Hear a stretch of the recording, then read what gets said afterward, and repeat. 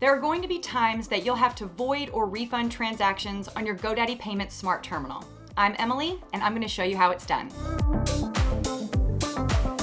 Before we get started, let me explain the difference between voiding a transaction and refunding a transaction.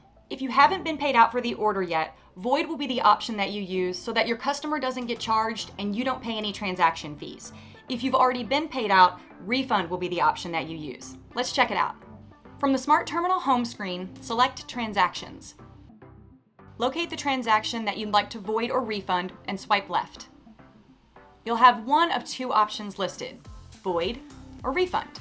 If you're offering a refund, you'll have the ability to offer a full or partial refund. But in this case, I'm going to select void because I haven't been paid out yet.